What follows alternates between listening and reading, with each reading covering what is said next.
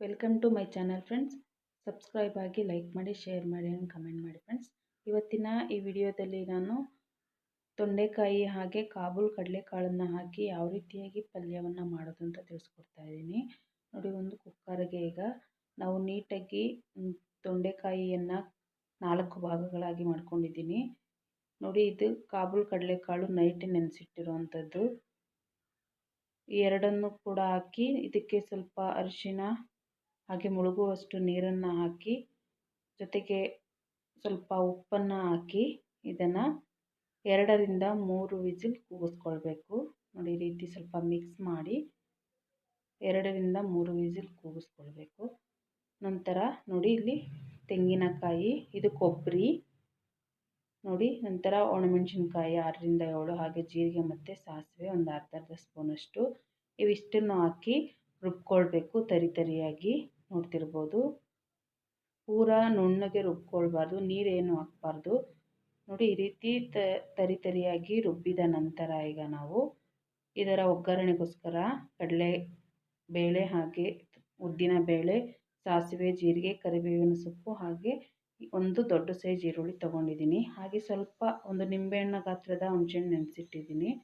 ಜೊತೆಗೆ ರುಚಿಗೆ ತಕ್ಕಷ್ಟು ಉಪ್ಪು, ಜೊತೆಗೆ ಖಾರಕ್ಕೆ ನಾನಿಲ್ಲಿ ಕೆಂಪು ಅಚ್ಚ ಖಾರದ ಪುಡಿ ತೊಗೊಂಡಿದ್ದೀನಿ. ಹಾಗೆ ಸ್ವಲ್ಪ ಇಂಗು ಫ್ರೆಂಡ್ಸ್. ನೋಡಿ, 2 ರಿಂದ 3 ವಿಸಿಲ್ ಕೂಗಿಸ್ಕೊಂಡಿದ್ದೆ. ನೋಡಿ, ಈಗ ಚೆನ್ನಾಗಿ ಬೆಂದಿವೆ. ನೋಡಿ, ಈಗ ಒಂದು ಬಾಣಲೆಯನ್ನು ಇಟ್ಟಿದ್ದೀನಿ. ಈಗ ಇದಕ್ಕೆ ಎಣ್ಣೆಯನ್ನು ಹಾಕ್ಕೊಳ್ತಾ ಇದ್ದೀನಿ. ತುಂಬಾ ಚೆನ್ನಾಗಿರುತ್ತೆ ಇದು. ಎಣ್ಣೆಯನ್ನು ಹಾಕಿದ ನಂತರ ಕಡಲೆಬೇಳೆ ಮತ್ತು ಉದ್ದಿನ ಬೇಳೆಯನ್ನು ಈ ರೀತಿ ಸ್ವಲ್ಪ ಫ್ರೈ ಮಾಡಿ, ನಂತರ ಕರಿಬೇವಿನ ಸೊಪ್ಪು ಮತ್ತು ಈರುಳ್ಳಿಯನ್ನು ಹಾಕಿ ಈ ರೀತಿ ಮಿಕ್ಸ್ ಮಾಡಿ ಫ್ರೆಂಡ್ಸ್. ಈ ರೀತಿ ಒಂದು ಸ್ವಲ್ಪ ಫ್ರೈ ಆಗಬೇಕು, ಈರುಳ್ಳಿ ಹಸಿ ವಾಸನೆ ಹೋಗಬೇಕು. ನಂತರ ಇದಕ್ಕೆ ನಾವು ಮಿಕ್ಸ್ ಮಾಡಿ ರುಬ್ಬಿಟ್ಕೊಂಡಿರುವಂತಹ ಈ ಒಂದು ಮಿಶ್ರಣವನ್ನು ಹಾಕಬೇಕು. ಇದು ಹಾಕಿದಾದ ನಂತರ ಅಚ್ಚ ಖಾರದ ಪುಡಿ ಹಾಗೆ ನಾವು ಹುಣಸೆಹಣ್ಣು ನೆನೆಸಿಟ್ಕೊಂಡಿದ್ದೀವಲ್ಲ ಅದು ಕೂಡ ಹಾಕಿ ಸ್ವಲ್ಪ ಇಂಗನ್ನು ಹಾಕಬೇಕು ಫ್ರೆಂಡ್ಸ್. ಇಂಗನ್ನು ಹಾಕಿದಾದ ನಂತರ ನಾವು ಬೇಯಿಸಿಟ್ಕೊಂಡಿರುವಂತಹ ಕಾಬೂಲ್ ಕಡಲೆಕಾಳು ಮತ್ತು ತೊಂಡೆಕಾಯಿಯನ್ನು ನೋಡಿ ಈ ರೀತಿ ಹಾಕಿ ಮಿಕ್ಸ್ ಮಾಡಿದ್ರೆ ನಮಗೆ ರುಚಿಯಾದಂತಹ ಕಾಬೂಲ್ ಕಡಲೆಕಾಳು ಮತ್ತು ತೊಂಡೆಕಾಯಿಯ ಒಂದು ಪಲ್ಯ ರೆಡಿಯಾಗುತ್ತೆ ಫ್ರೆಂಡ್ಸ್. ನೋಡ್ತಿರ್ಬೋದು ಯಾವ ರೀತಿಯಾಗಿ ಕಾಣಿಸ್ತಿದೆ ಅಂತೇಳಿ. ಲೋ ಫ್ಲೇಮಲ್ಲೇ ಈ ರೀತಿ ಮಿಕ್ಸ್ ಮಾಡ್ಕೊಳ್ಳಿ. ಜೊತೆಗೆ ಉಪ್ಪು ಬೇಕಾದರೆ ನೀವು ಸೇರಿಸ್ಕೊಳ್ಬೋದು.